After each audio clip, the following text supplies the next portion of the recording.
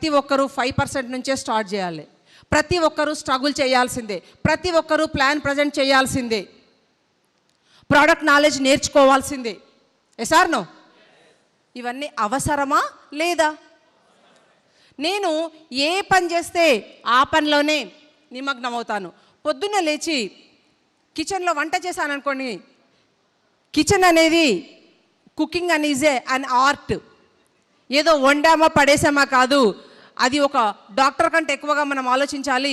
ఎలాంటి ఫుడ్ మన ఫ్యామిలీకి ఇస్తే హెల్తీగా ఉంటారు, ఎలా కుక్ చేయాలనేది అక్కడ ఒక ఆర్టు. నేను కిచెన్లో ఉన్నంతసేపు నా బుర్ర కిచెన్లోనే ఉంటుంది. అక్కడి నుంచి మళ్ళీ ఎప్పుడైతే ఆఫీస్కి వెళ్తానో, ఆఫీస్లో ఉన్నప్పుడు నా ఆఫీస్ పని మాత్రమే చేస్తాను, నాకు అదే గుర్తొస్తుంది. Being a government employee. తర్వాత ఆఫీస్ నుంచి బయటకు వచ్చి ఇంటికి వచ్చినాక అక్కడ సిస్టమ్ అక్కడే ఫాలో అవ్వాలి, ఆఫీస్ని అక్కడే మళ్ళీ మర్చిపోవాలి. ఇంటికి వచ్చామంటే మళ్ళీ వెస్టేజ్ గుర్తొస్తుంది.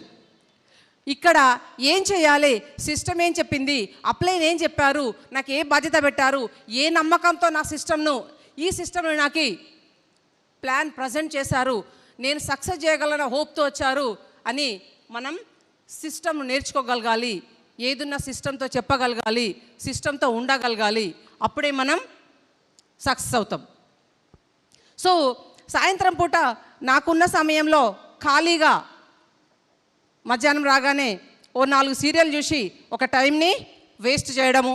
ఇంకా కాస్త టైం దొరికితే పక్కింటి వాళ్ళతో వదినమ్మ బాగున్నావా, అక్కయ్య బాగున్నావా, ఆంటీ బాగున్నారా కదా, వాళ్ళు బాగానే ఉంటారు. మన టైమే పాడైపోతుంది. Yes or no? సో ఈ చిట్ చాటింగ్ చేయకుండా నా సిస్టాన్ని మార్చుకున్నాను. ఏం మార్చుకున్నాను? నేను సిస్టంలో ఏం నేర్చుకున్నానంటే, ఈ ప్రొడక్ట్స్ వాడుకొని షేర్ చేయమన్నారు. Yes or no? Use the product, then share the product.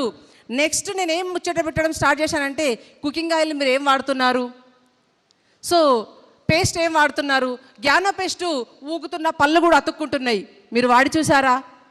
ఇలా ప్రతి ఒక్క ప్రోడక్ట్ని, జాయింట్ పెయిన్ సఫర్ అవుతున్నారా, మా హస్బెండ్కి దాది తగ్గడం వల్లనే కదా నేను వచ్చాను, ఐ సపోర్టు సూపర్గా పనిచేస్తుంది. సో కనిపించి ప్రాబ్లం లేని ఫ్యామిలీ లేదు, ప్రాబ్లం లేని ఇల్లు లేదు, ప్రాబ్లం లేని గల్లీ లేదు. వాళ్ళందరికీ నేను ఏదో ఒకటి, ఆ మాట ఈ మాట నాకు అవసరం లేదు, నా మాట నాకే అవసరం. అవునా కదా? సో ఈ సిస్టమ్ని నేను ఫాలో అవడం ద్వారా సిస్టంలో సక్సెస్ అయ్యాను. నేను వచ్చే వరకు చాలాసార్లు విన్నాను ఈ మాట, డయాస్ మీద మీరు కూడా విని ఉంటారు. స్టార్గా ₹1,00,000 తీసుకుంది విజయరాజు గారు, నెక్స్ట్ లీలావర్ణ మేడం గారు, ఇద్దరే అని చెప్పారు. అవునా కదా?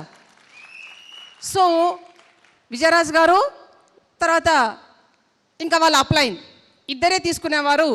నెక్స్ట్ వచ్చింది నేను తీసుకొని ఇప్పుడు ఆల్మోస్ట్ ఆల్ నా టీంలో ఆల్ స్టార్స్ ఆల్మోస్ట్ ఆల్ ₹1,00,000 ఉంటారు. ఇప్పుడు వెతకడానికి లేదు, హైలైట్ చేయడానికి లేదు, అందరి దగ్గరకు వచ్చేసింది. సో మీరు ఏది సాధిస్తే మీ ఫాలోవర్ అదే సాధిస్తారు. Be with the system. You be with the system, with team also be with the system. So follow the discipline. ఇది చాలా ఇంపార్టెంట్. మనం ఏ లెవెల్లో ఉన్నా, ఎక్కడున్నా మన సిస్టమ్, మన డిసిప్లిన్ని ఫాలో అవ్వాలి. ఏ లెవెల్లో ఉన్నాం, ఏం చేస్తున్నాం, ఎక్కడున్నాం, ఎంత ఎదిగితే అంత ఒదిగి ఉండమని చెప్పారు పెద్దలు. Yes or no? సో అది. తర్వాత వెస్టేజ్కి వచ్చాం కాబట్టి వెస్టేజ్ సిస్టమ్ని ఫాలో కావాలి. ఈ వెస్టేజ్ సిస్టంలో నేను చేసిన గొప్పతనం ఏం లేదు. 4 సీరియళ్ళు సాయంత్రం కూర్చొని చూసేది. నా ఆఫీస్ టైం అంతా అయిపోయిన తర్వాత ఖాళీగా ఉన్న సమయాన్ని, వేస్ట్గా పడి ఉన్న సమయాన్ని, 4 సీరియల్ చూసే సమయాన్ని తీసి పక్కింటి వాళ్ళతో మాట్లాడుతూ ఇక్కడ ఇన్వెస్ట్ చేశాను. ఆ ఇన్వెస్ట్ చేసినందుకు నేను ఒక గ్రేట్ సక్సెస్ని తీసుకోగలిగాను. మరి ప్రతి ఒక్క పర్సన్కి 24 అవర్సే ఉంటుంది. Yes or no? ఆ 24 అవర్స్లా చాలామంది ఈగోగా ఫీల్ అవుతారు. నేను ఒక లెవెల్లో ఉన్నాను, నేను ఇది చెయ్యాలా, నాకు ఇది అవసరమా కదా ఆలోచిస్తుంటారు.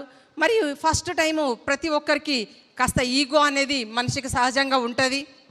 ఫస్ట్ నేను కూడా అనుకున్నాను, మరి నేను government employee, husband government employee, ఎంతో కొంత అమ్మ వాళ్ళు ఆస్తులు పాస్తులు ఇచ్చి పంపించారు, మరి ఇల్లులు ఉన్నాయి, రెంట్లు వస్తాయి, ల్యాండ్లు పొలాలు ఉన్నాయి, ఇంకా